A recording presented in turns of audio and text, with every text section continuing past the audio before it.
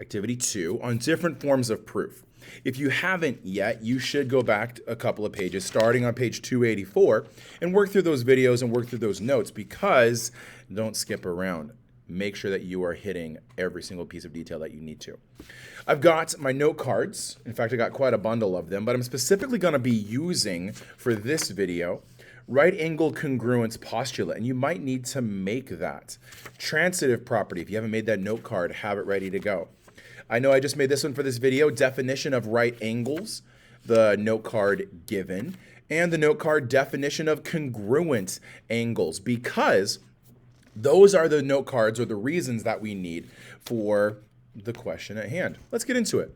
Have something to write with, a pencil, some highlighter, stuff like that. Things that you're going to need in order to be successful as you work through these. One of Euclid's first 5 postulates relates to right angles. It says all, or he wrote, the postulates when he wrote the book. He says all right angles are congruent. That shouldn't be a large leap in logic. Right angles are 90 degrees. So anytime you look around and you see a 90-degree angle, 90-degree angle, 90-degree angle on the corner of my cabinets, those are right angles and they're all the same size, so they must be congruent. While we accept this statement without proof, you can use definitions to prove it. Remember, to prove means to logically argue it. Complete the flow chart of the right angle congruence postulate by selecting a reason from the word bank. And so these words in the word bank are becoming my note cards. And I really recommend that you emulate that by making your note cards as well.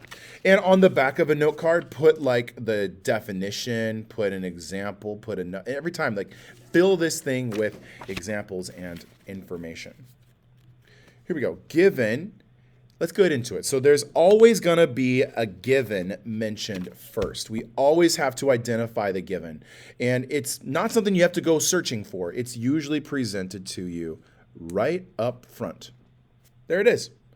Given angle ACD and angle BCD are right angles. Well, I mean, those are words on the page, but you have to go look at the picture. We have to look at the diagram in order to be like, yeah, right there. ACD is this angle. It's a right angle. So I'm going to change my mark from a circle arc to the box that represents right angles. BCD, that's also here, BCD. We put C in the middle. It goes in order from B to C to D. That angle is also a right angle. So let me erase my marking for the angle and put a right angle box. What we're saying is those are the same. Now, again, we're accepting that as, yeah, for sure, that is what it is. We should also be thinking about like the why. Why is that the way that it is? So I've got definition of right angles, I've got transitive property, and I've got the definition of congruent angles. I've got those 3 cards because, and the given as well, because those are my note cards over here on the side. Let's say angle ACD is a right angle. That was said in the givens. So given for that statement, which is also why they write the word given. Put a little check mark right there. So then they also say BCD, angle BCD is a right angle, and there is a blank right here. And if I look back up in my given statement, this is also a given. You can have given more than once in a proof, so long as it is actually stated up here. So things like and tell me I'm going to have to probably say it twice. Okay. Angle ACD is a right angle, that's given. That follows or directs us to the measure of angle ACD is 90 degrees. If it's a right angle, it has to equal 90 degrees. That's literally the definition of right angles. So definition of right angles, all right angles have a measurement of 90 degrees. That is the logical flow from the given to that box. Over here, it's the same flow. Different angle, but still the same conclusion. A right angle has 90 degrees for its angle measurement. Definition, you'll see me abbreviate definition as DEFN. Definition of right angles. And from our word list, check a box. We used it.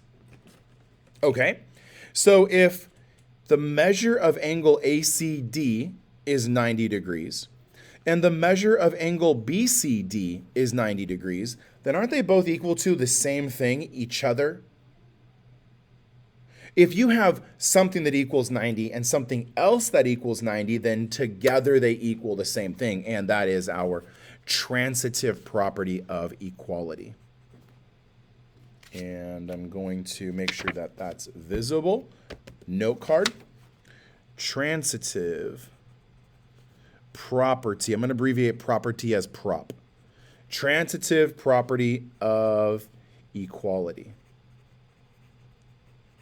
And I talked about it. Check it off. All right. So if the measure of the angles are the same, then technically the angles are congruent, and there's a typo here. There should not be m's. M for measure, that generates a number, but when we use the congruence sign, we don't need numbers anymore. We just need the size. So those m's should not be there. That's a typo. Let's take that out. But that tells us the last option that's in our list, definition of congruent angles. And so we're going to write that as our final statement. If the angles are the same size, then they must be congruent. Definition of congruent angles.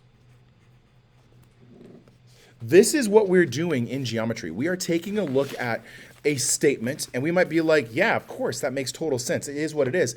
And asking the question, why? And then answering it with reasons. The note cards being like the reasons that we get to use. Why is the order of the steps important in a flowchart or a two-column proof? I mean, if you think about it, there's always an arrow pointing, so that's another typo, put that in there. Arrows show us that we can build up this structure of a reason, if like a proof, if we start from basic building blocks. Basic assumptions. That's the givens. Turn into larger and more complex. I don't like the word complicated. More complex proof, conclusions. In a flow proof, you need to start from the small basic assumption to build up to. We build up to the proof. All right, that's the way that I would say it. The book strictly says each step in a proof needs to build upon the one before it to arrive at the conclusion in a logical manner. A couple of questions for you. Why do you think the list of reasons includes the transitive property instead of the substitution property? Why do we use transitive here instead of, can I find it quickly? Substitution, right? Why is that? Transitive property is a little stronger, I'll tell you that one. Transitive property allows us to make an equality statement between three things. Substitution says, it doesn't matter that we have three things or two things. We can just swap in and out. But specifically because there are three things. There's the 90 degrees, there's the angle 1 and angle 2, and they're all technically equal. Transitive property is stronger than substitution. So could we use the substitution property here instead of transitive? I mean, technically, yes. Technically, yes, we could. But again, you want to always put forward your best argument. And the best argument in this case is to use transitive property. So thank you for watching this video. That is activity 2. Oh my goodness. There's a lot in this lesson. Thank you for your time and your patience. See you on the next page, page 289, and we will continue our math journey together. All right, bye.